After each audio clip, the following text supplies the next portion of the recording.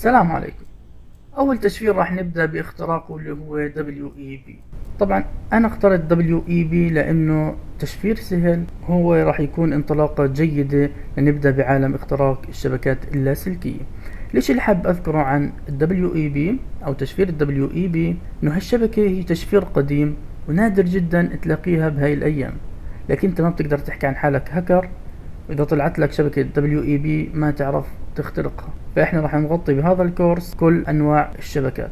تشفير WEB بيعتمد على لوغاريتم RC4 بتشفير الداتا. راح أشرح شوي عن طريقة نقل الحزم بهاي الشبكة. طبعا حكينا من قبل الحزمة المنتقلة من جهاز إلى الراوتر بتحتوي على عنوانين ماك أدرس، المصدر والهدف، لكن في شيء ما حكينا عنه اللي هو الكي ستريم أو مفتاح التشفير.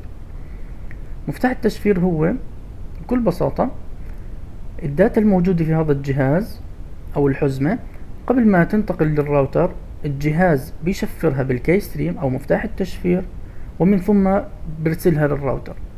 فلو أجى شخص بمنتصف هاي العملية والتقط هاي الحزمة بالهواء مثل ما احنا عملنا بالفيديو السابق، لو يحاول يقرأ الداتا اللي فيها مش راح يلاقي أي شيء مفيد لأنه هو ما معه الكي ستريم أو مفتاح التشفير.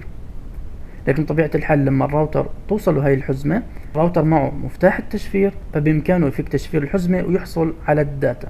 طيب شو هو الكي ستريم؟ الكي ستريم هو عبارة عن شيء يسمى IV وهو رقم مكون من 24 بت زائد كلمة المرور الخاصة بشبكة الواي فاي، مجموعهن مع بعض بيعمل الكي ستريم أو هو مفتاح التشفير. طبعا كل حزمة بتنتقل من الجهاز إلى الراوتر إلها كي ستريم مختلف. طبعا كلمة المرور الخاصة بالواي فاي اكيد هي ثابتة مش راح تتغير مع كل حزمة. الاشي اللي راح يتغير هون هو الاي في، وهون بتكمن عملية ضعف هذا التشفير، لانه احنا اذا قدرنا نلتقط حزمة راح نقدر نشوف الكي ستريم، لكن احنا مش راح نعرف لا كلمة المرور ولا الاي في. لكن اذا قدرنا نعرف الاي في وشلناه من الكي ستريم راح نكسر كلمة المرور الخاصة بالواي فاي. طيب كيف ممكن نعرف الاي في؟